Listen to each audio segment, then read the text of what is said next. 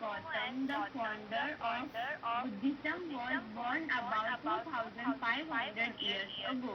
This was a time of rapid change in the rapid lives change, of people. Rapid change मतलब तीव्र गति से होने वाले परिवर्तन, that is known as rapid change. Okay, so you will underline here 2500 years ago because this is important for MCQ, ठीक है, as well as descriptive. Okay, carry on. As we saw in chapter 5, some kings in the Majanpadas Mahajanapadas, were Janapadas small territorial area, ठीक है, and Mahajanapadas they have acquired a more area, bigger area, just like Magadha Mahajanapada where Mahapadmananda was ruling, Nandavansh rule was there, and there mismanagement and misrule led to the rise of Chanakya and Chandragupta ki jodi, and later they created a history, and Takshila was the center of Chanakya, who was a teacher at Takshila University, and now it is in Pakistan and in the ruined stage. Most of the ancient India things which are in Pakistan or Bangladesh, they were destructed and they were destroyed.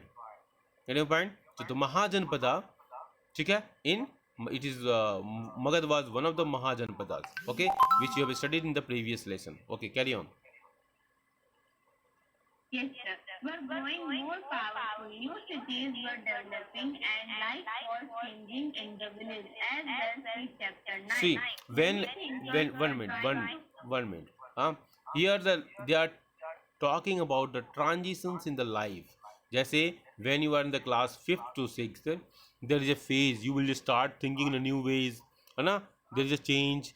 Okay, so like that, that we are here from village to city area. When somebody comes, there is a change in a way of thinking, in a way of living, and here also in geographical terms or in social terms or economical terms, if you think, when it was janpada to mahajanpada, then they are acquiring the powers, wealth, armies they are started to keep, so their change was taking place. So this change was not taking only in the geographical terms, but it was affecting the people's mindset, their way of living, their way of interaction to each other. So there are various changes are taking place. Okay, chaliye. Yes, sir. Many thinkers were trying to understand these changes in society. They also want to try and find out the true meaning of life. Yes, The Buddha this is a very belonged important. They are trying to find out the true meaning of life, कि हमारे जीवन का वास्तव में अर्थ क्या है, ठीक है. और विश्व की जो हाईएस्ट स्टैचू थी ना, वो जानते हो कहाँ थी पहले? वो अफगानिस्तान में ही थी. वो जगह का नाम है, आप गूगल में सर्च करना, बामियान, ठीक है, बामियान इन. और उसके बारे में आप मुझे कभी दूसरी क्लास में, इस क्लास में नहीं, दूसरी क्लास में शेयर करना. ओके, बामियान के बारे में. चलो ठीक है, चलिए बेटा, carry The on. Buddha belonged to a small Gana known as the Skyagana. So which gण Buddha was belonging to? तो that is a Sakya. Yes, very good. हाँ, this is a question. ऐसे ही क्वेश्चन जब line by line पढ़ोगे ना, तो so many questions you can formulate yourself. Carry on. When he was a young man, he left the comfort of his home in search of knowledge. See, He wandered one minute. for several years. Yes. So when he was young, he left the comforts of his home in search of knowledge. So those who willing to acquire the knowledge, they must leave the comfort. ठीक है, एक चीज तो मान के चलना पड़ेगा. Those who are willing to enjoy the knowledge, to acquire the knowledge, to and lead the world, they must leave the comfort. आपको आराम छोड़ना ही पड़ेगा. अगर आप आराम के चक्कर में पड़ोगे तो आप क्या हो जाएंगे? किसी काम लायक नहीं होंगे, बर्बाद हो जाएंगे. इसलिए कहा था आराम हराम है, मतलब it is not wanted, it is not desired. आराम, ठीक है. इसलिए कहा जाता है हमारे ऋषि मुनियों, हाँ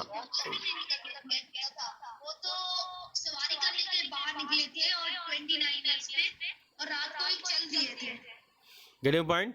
सो आराम जो है वो क्या है, वो इट इज किलिंग। तो आराम बिल्कुल नहीं करना है। इसलिए हमारे यहाँ ऋषि मुनियों ने क्या कहा, काग चेष्टा बकोध्यानम स्वान निद्रा तथैव च अल्पाहारी गृहम त्यागी विद्यार्थी पंच लक्षणम।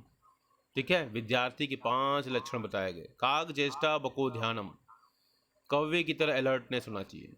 बको ध्यानम, बगुले की तरह ध्यान होना चाहिए। पढ़ते समय कहीं से भी कोई आवाज आए, वी मस्ट नेग्लेक्ट ऑल दो साउंड्स। काग चेष्टा बको ध्यानम स्वान निद्रा, मम्मी उठा रही है बेटा उठ जा, पापा उठा रहे हैं बेटा उठ जा, बेटा अच्छा मम्मा उठ रहा हूँ, अच्छा मम्मी उठ रही हूँ। This should not happen. Once mother gives the call, you must leave the bed. Even who is the good, very good students, even they without mother's call or parents call, they must leave the bed. That is a good attitude. तो काग चेष्टा बकोध्यानम स्वान निद्रा, मतलब कुत्ते की तरह नींद होनी चाहिए। देखो कुत्ते की तरह थोड़ी सी आवाज होती है ना, डॉगी को तुरंत अलर्ट हो जाता है। तो स्वान निद्रा देवच अल्पाहारी, ऐसा नहीं खूब भोजन कर लिया तो अन्न की जो गर्मी होती है, अन्न को जो पाचन करने में ब्लड का सर्कुलेशन होगा, वो हमको क्या करेगा, मस्तिष्क की तरफ से ब्लड का फ्लो स्टमक की तरफ कर देगा और हमको नींद आएगी। तो अल्पाहारी गृहम त्यागी, इसलिए घर को त्याग करने वाला, मतलब घर में क्या होता है, इमोशन होता है। घर में क्या होता है, घर की जो बंधन होते हैं वो होता है। घर त्याग करने का मतलब ये नहीं कि सर ने बोल दिया अब हम कल से घर से भाग जाएंगे। गेटिंग पॉइंट, ऐसा मैं नहीं बोल रहा हूँ। ठीक है, गृहम त्यागी मतलब घर के इमोशन से दूर हो जाओ। ठीक है, मतलब पढ़ते समय केवल पढ़ाई पर ध्यान। इसलिए देखो, छोटी उम्र में राजा के पुत्र होते हुए भी राजा दशरथ ने भगवान राम को क्या किया, विश्वामित्र गुरु के साथ भेज दिया, जबकि वो सारे उनके पास सुविधाएं थी, लेकिन उन्होंने कहा नो, कंफोर्ट बिल्कुल नहीं। ठीक है, गृहम त्यागी, हॉस्टल में भेज दिया, गुरुकुल में भेज दिया, और वहाँ उनके साथ रह के वो साइंस टेक्नोलॉजी है ना, ये सब आर्म्स एम्युनिशन सबकी शिक्षा लेते रहे। ठीक है, आर यू गेटिंग पॉइंट। तो ये चीज़ें होती हैं बेटा। ठीक है, तो आपको कंफर्ट जोन से बाहर निकलना पड़ेगा। अगर आप आगे बढ़ना चाहते हैं तो you need to have leave this comfort zone area. Are getting point. Meeting and holding discussions with other thinkers, he finally decides to find his own path to realization. realization. ठीक है, he wandered for several years. भगवान बुद्ध घर तो छोड़ दिए, ठीक है, वो आज की तरह नहीं था। ठीक है, आजकल तो बच्चे घर छोड़ेंगे तो दूसरे बहुत सारे लोग हैं उनको बिगाड़ देंगे, है ना, उनको ख़राब कर देंगे।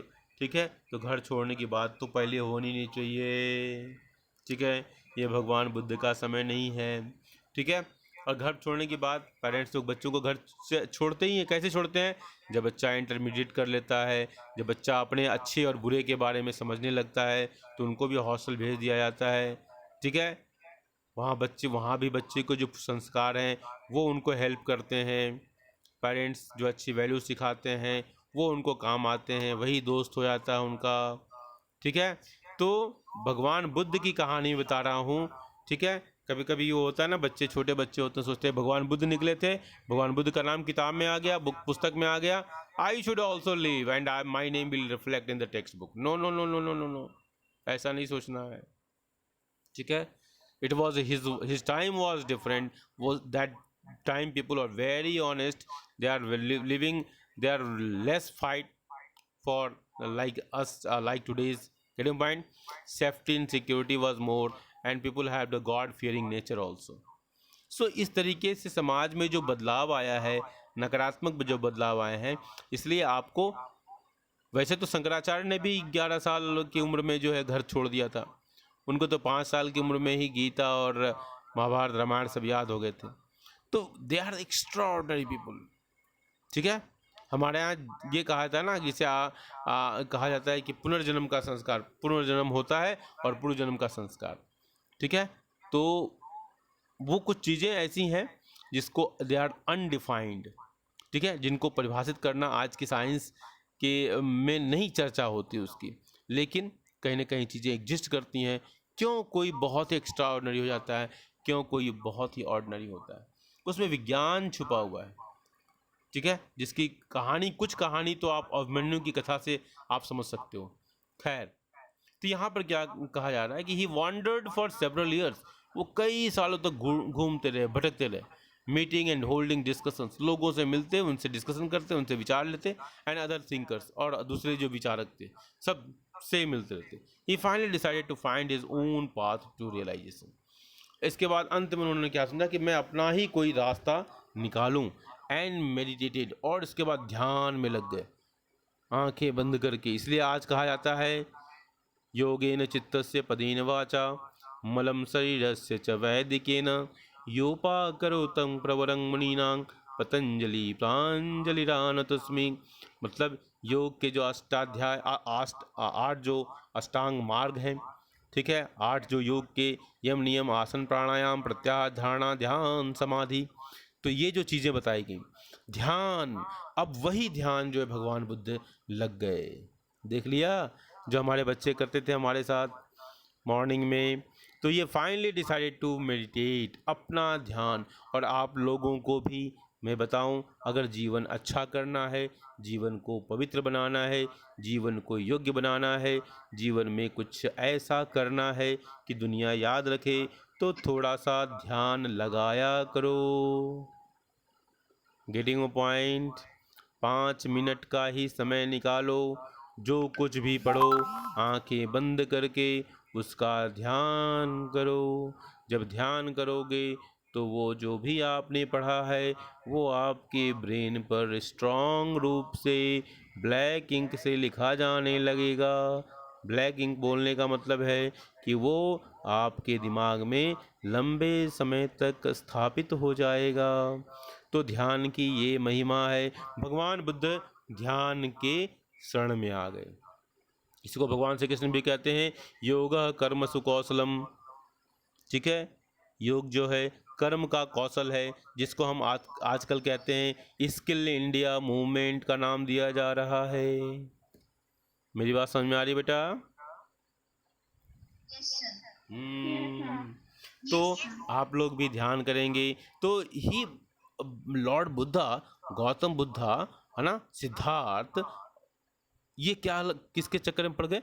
अब हम ध्यान करेंगे, अपना ध्यान। अब देखो कौन सा वृक्ष उन्होंने चूज किया है, देखो जरा, पीपल का ट्री। देख लो, अब सोच लो पीपल का ट्री क्यों चूज किया, उसी के नीचे रहना, उसी के रात दिन उसी के नीचे रहना। और जानते हो पीपल का पेड़ एकमात्र जो पेड़ है जिसके बारे में कहा जाता है कि ये ऑक्सीजन को बहुत ही रिलीज करता है। सबसे ज़्यादा ऑक्सीजन देने वाला पेड़ है ये, ऑक्सीजन खूब देता है। Getting point? और गेटिंग पॉइंट बोलो भाई। और क्या बेटा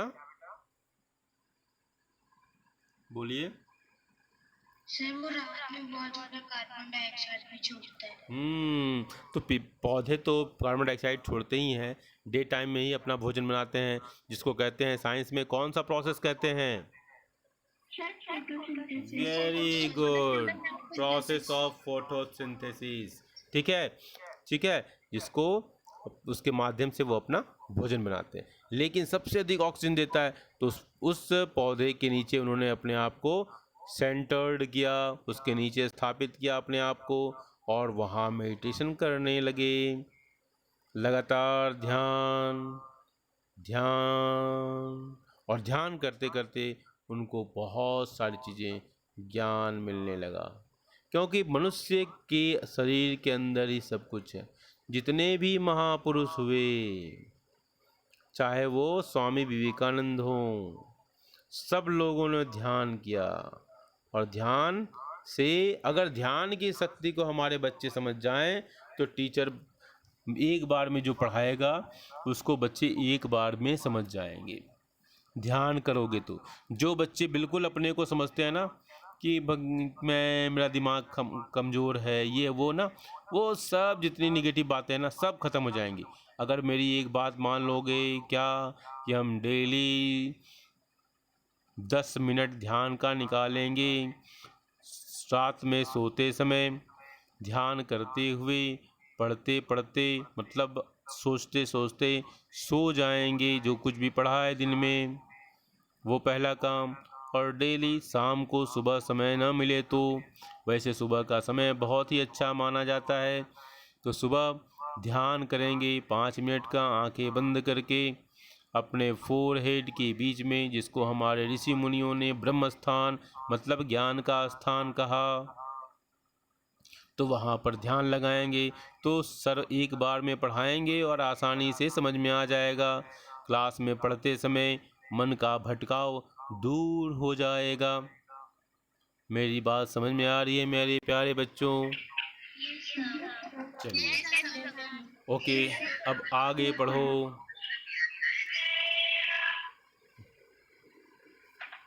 बैकग्राउंड से सब्जी बेचने की आवाज़ बंद करो।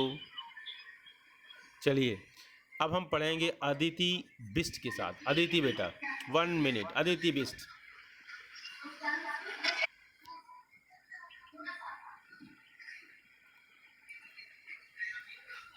Start. I meditated for days on and under a people tree at Bodh Gaya in Bihar. बोध गया, There he बोध गया। एक कहावत है, गया गया तो गया ही रह गया। ठीक है, गया गया तो गया ही रह गया। मतलब इस ये जो कहावत बनी होगी शायद इसलिए बनी होगी कि जो एक बार गया चल जाता है तो गया का ही हो जाता है। He will lost in the world of Buddhism. वहाँ का जो प्रभाव है वो उसमें वो खो जाता है, इसलिए शायद कहावत बनी होगी, गया गया तो गया ही रह गया। तो बोध गया इन द बिहार, वहाँ बहुत बड़ा वो टेम्पल है। ठीक है, और वहाँ पर कभी न कभी, बताना चाहता हूँ मैं अभी। यस, चलो हम लोग एक ट्रिप बनाते हैं, एजुकेशनल ट्रिप, जस्ट लाइक अनघाज आपसाज trip will also have a trip to Bodh Gaya. एक बार प्लान बनाओ, सब लोग चलते हैं, है ना? अपने मम्मी पापा से परमिशन ले लेना कि हम लोग ऐसी प्लान बनाए। ठीक है, चलो carry on Aditi. Okay, sir. After that, he was known as the Buddha or the Wise One. He then ठीक है, तो बुद्ध का मतलब क्या हुआ? वाइज वन, जो एक बुद्धिमान व्यक्ति है जिसने समाज और ज्ञान की प्राप्ति कर ली है, अपने ज्ञान के माध्यम से समाज और उसकी व्यवस्थाओं को समझ लिया है। दैट इज़ बुद्धा, मतलब वाइज वन, ज्ञानी, जिसको हिंदी में कहते हैं। ठीक है, चलिए आगे पढ़िए। Okay, sir. Sarnath near Varanasi, where he taught for the first time. He spent the rest of his life traveling on foot, going from place to place, teaching people till he passed away at Kushinara. Underline Kushinara, जहाँ पर भगवान बुद्ध, जहाँ पर इन्होंने last breathe लिया। ठीक है, वो एक जगह आपने अंडरलाइन कर लो। इन्होंने अपने जीवन में बहुत सारे संघर्ष किए, लोगों को अलग अलग गांवों प्रदेशों में जाकर उनको शिक्षित करने का प्रयास किया, उनकी समस्याओं को समझना और उनका निवारण करने का प्रयास किया, जिसको आज हम कहते हैं काउंसलर। तो वो काउंसलिंग करते थे। तो दुनिया के सबसे पहले काउंसलर भगवान श्री कृष्ण हुए, जिन्होंने अर्जुन को, आप सोच लो कितना बड़ा काम भगवान श्री कृष्ण ने किया। अर्जुन कह रहा है कि I will not fight in this battle, can you find, and this battle where he is the commander in chief. वो लीड कर रहा था उस बैटल को, और कमांडर बोल रहा है कि मैं नहीं फाइट करूंगा। और वो फाइट कैसा था? ये ऐसा वैसा फाइट नहीं था, ये फाइट था सत्य और असत्य को स्थापित करने का फाइट था। दुर्योधन वॉज रिप्रेजेंटिंग द असत्य, और उस फाइट को करना इसलिए ज़रूरी था, क्योंकि अगर आप दुर्योधन और उसकी प्रवृत्तियां बनी रहेंगी, ठीक है, तो समाज का बहुत ही नुकसान होगा। तो भगवान श्री कृष्ण ने क्या किया, उनको प्रीच किया, और वही प्रीचिंग है भगवत गीता के रूप में। और उसको उन्होंने प्रीच किया, उपदेश दिया कि क्यों फाइट जरूरी है, जीवन का उद्देश्य क्या है, जीवन को स्थापित करना, समाज को स्थापित करना, राष्ट्र की को स्थापित करना, और लोगों के कल्याण को स्थापित करने के लिए युद्ध जरूरी है। तब उन्होंने और उन्होंने एक श्लोक कहा, यदा यदा हि धर्मस्य ग्लानिर्भवति भारतम अभ्युत्थानम् अधर्मस्य तदात्मानं सृजाम्यहम्। और अपने आप को उन्होंने स्थापित किया वहां पर सबसे पहले अर्जुन के मन में। अब सोच लो कि एक ऐसा बच्चा जिसको आप सोचो कि क्लासरूम में कोई बच्चा एग्जामिनेशन हॉल में बैठा हो और कहे कि नहीं नहीं मैं एग्जामिनेशन हॉल में नहीं, मैं एग्जाम नहीं दूंगा, मैं भाग रहा हूँ, मैं जा रहा हूँ। टीचर ने कहा कि नहीं बेटा, उसको न केवल एग्जाम में बैठाया बल्कि इस तरह से उसको मोटिवेट किया कि वो एग्जाम में टॉप कर गया, क्योंकि उसके अंदर क्षमता तो पहले से ही थी, लेकिन वो नर्वस हो गया था किन्हीं कारणों से। उसी तरह अर्जुन को भगवान श्री कृष्ण ने न केवल उसको बैटल फील्ड में उनको रखा बल्कि उस बैटल फील्ड का वो चैंपियन भी बना। तो यही है एक अच्छे टीचर का लक्षण कि बच्चों में इतनी ऊर्जा का संचरण करे, इतनी ऊर्जा उस बच्चे के अंदर डाल दे कि बच्चा जीवन भर अपने आप को उत्साहित महसूस करता रहे। Are you getting point? तो भगवान बुद्ध यही काउंसलिंग करते थे, जगह जगह जाके अलग अलग गांवों में प्रदेशों में घूमते थे। और बोध गया से ये चले तो कहाँ आए? सारनाथ, जो कि वाराणसी से कुछ दूर पर था। ठीक है, वाराणसी से दूर सारनाथ पर आए। सारनाथ में उन्होंने पहले 5 जो शिष्य बनाए, वो 5 शिष्य वो शिष्य थे जिन्होंने इनका उपहास किया था शुरू में, ये जब बिना ज्ञान प्राप्ति के घूम रहे थे। ठीक है, तो उनको 5 शिष्य को बनाया और ये 5 शिष्य उनके आजीवन रहे। और सारनाथ में आपके स्क्रीन पर दिखाई दे रहा है ना बेटा, देख लो ये स्क्रीन आपको दिखाई दे रहा है ना, दिस इज द, ठीक है। तो वहाँ बौद्ध स्तूप है। आज कभी आप लोग जाओ और आप सार जब ट्रेन चलेगी वाराणसी से, हाँ, तो आपसा ने देख लिया होगा, ठीक है, उनके टीचर ने उनको बता दिया होगा अनघा की तरह।